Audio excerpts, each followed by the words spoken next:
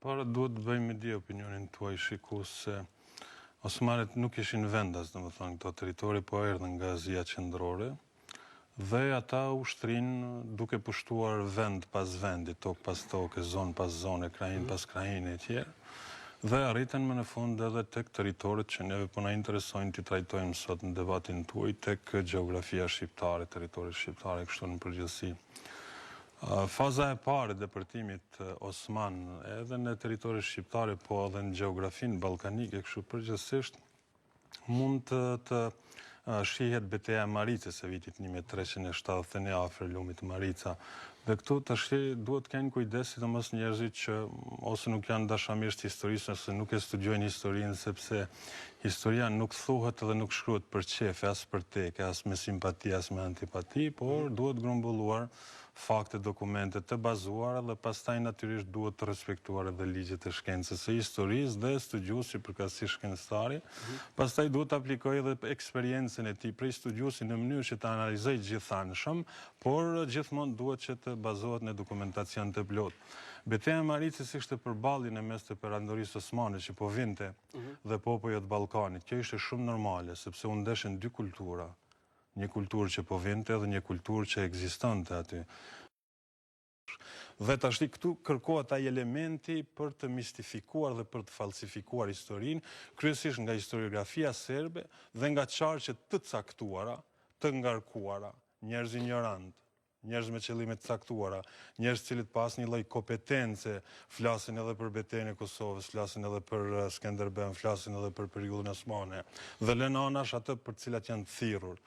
Konkretisht sa, më thonë, njerëz të fesë, njerëz ekstremist, radikale e tjerë, të cilët praktikisht ose nuk duan të shohin, ose janë mijop, ose janë thjesht krejt njerëz ignorant, dhe gjërat i trajtojnë si mas qefit tyre, pa u bazuar në asnjë argument shkencor.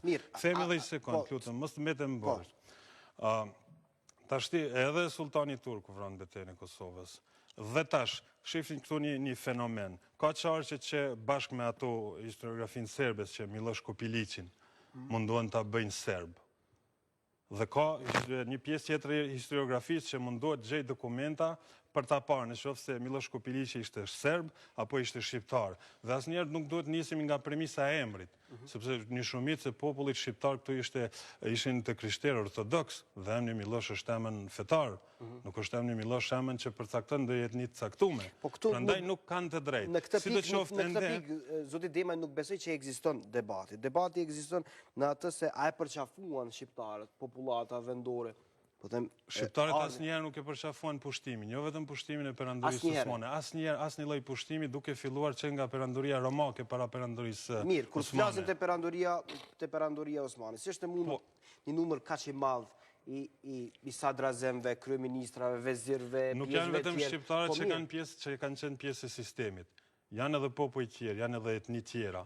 Ke pas funksionarë perandorisë osmane gjerman, austriak, hungarez, serb, kroat, sloven, dhe popullsi tjera, çek, e tjere. Dhe më thonë, nuk janë vetëm të shqiptarët që dhe perandorinë osmane duhet ta shohim si një perandori shumë kombshe, që fillimisht është mase e qartë, s'ka asnjë lloj diskutimi që perandoria osmane i nënshtroi këta popull, vendosi sistemin e vet. Dhe tash ti kishe dy zgjedhje këtu. O të çosh në kryengritje kundër një perandorie, siç ishte perandoria osmane dhe çdo përpjekje ndoshta gati që ishte e pamundur për tu realizuar, hiç periudhën e Skënderbeut, ose duhej që ti të nënshtroshe dhe ti shërbeje perandorisë.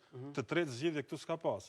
Dhe shumica e njerëzve përfshirë edhe popullsinë shqiptare këtu, domethënë kanë qenë të detyruar që në një farë mënyrë të nënshtrojnë legjislacionet të cilin e ka imponuar perandoria osmane. Pra nuk bëhet fjalë këtu për një bashkëjetesë me qef, po bëhet fjalë për një pushtim dhe vendosje të një pushteti, të një perandorie të caktuar në raport me popullsinë. Perandoria osmane mas pari ka islamizuar vendet ku ka pas interes, qytetet, zonat rrafshet, po pra.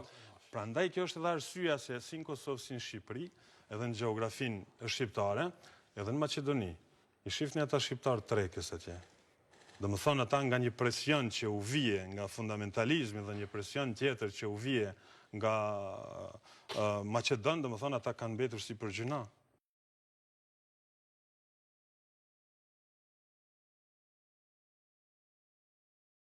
Po të kishte, domethënë, dokumentacion që flet për një bashkëjetesë mes shqiptarëve dhe osmanëve, turqit kishin me qitë vetë, s'kishin më na prit neve hiç, sepse u levërdis. Aq sa shohim tendencën e Turqisë sotme, është pretendim për neotomanizëm, por nuk mundet neotomanizmi më marrë me shpatë, as me kobure. Neotomanizmi vjen domethënë në mënyra tjera. Dhe se ka një tendencë që përmes çarqeve të caktuara në gjeografinë shqiptare të formohen edhe degë të partisë së presidentit turk Erdogan në Maqedoni, në Kosovë, në Shqipëri dhe në vende tjera. Domethënë, kjo është situata e tanishme, po. Situata tani, jemi qytetarë të lirë, jemi në rregull me ndoçat dush, s'është ka të bën asnjë problem askush. Mirë po, tashti mos u shfaq dikush tjetër e në prapasken të ketë një frehje krejtësisht tjetër. Jemi në rregull. Ka ca momente historike që le të hulumtojnë gjithë arkivat e botës që nuk i ndryshojnë. Faktin që Perandoria Osmane ishte pushtuese në tokat shqiptare nuk ka asnjë lloj dokumenti që e ndryshon asnjëherë. A na dhunoi dhe na vrau për çdo ditë Perandoria Osmane? Jo. A pat shqiptar që i shërbyn Perandorisë Osmane? Po. Po këto kemi shembuj edhe tjerë pastaj. Po nuk identifikohet shembulli një X personi që i ka shërby, ose 10, ose 100-ve, ose 500-ve, që i kanë shërby Perandorisë me një popull të tërë. Dhe tash është ndryshe nëse dikush me verbri ka shërby Perandorisë Osmane si pushtues, është ndryshe dikush si Ismail Qemali ose Hasan Prishtina ose tjerë që i kanë lënë anas gjitha privilegjet që i ka ofruar Perandoria Osmane, janë mbledh bashkë dhe kanë pa momentin e rëndësishëm dhe dur historik për ta bërë Shqipërinë. Tu nuk duhet të kemi domethënë ngatresa. Jo, në gjëmi sekund, njeriu që është kryeministër ka thënë në librin e tij dhe kur e kanë ngushtuar gazetarët ka thënë është përkthy gabim. Ka thënë shqiptarët janë mbetje e Perandorisë Osmane. Çfarë quhet mbetje? Kujt i themi mbetje ne, profesor? Domethënë mbetja është mbetje.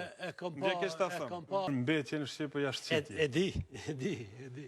Ky është libri i kryeministrit tanishëm, ish ministrit punëve të jashtme. Dhe pse e thot, shiko, Turqia nuk mbrohet në Stamboll, po mbrohet në Sarajevo, Tiranë, Prishtinë. Pak ma ka dalë burri dhëut se. Nuk e qashtu. Nuk e qashtu. Ne jemi popull, kemi dy shtete, kemi një histori, e ke parasysh, kemi një vazhdimsi, trashëgimi nga ky ekspansionizëm. Por një gjë duhet ta themi shumë qartë. Të qenit nën sundimin e Perandorisë Osmane na ka vënuar shumë. Jemi populli më i vënuar. Pasojat e kësaj vënese shihen edhe sot e kësaj dite. Në Shqipëri, edhe në Kosovë, domethënë sistemi komunist gjithashtu ka qenë një lloj vazhdimësie, po themi, por në Shqipëri, nën thundrën e vetë shqiptarëve të një sistemi totalisht të papranueshëm, totalitar, kurse në Kosovë na ka dhunu tjetri. Pra në Kosovë kemi qenë të pushtuar prej 1913-s. Na ka lënë Perandoria Osmane, na ka marrë Serbia.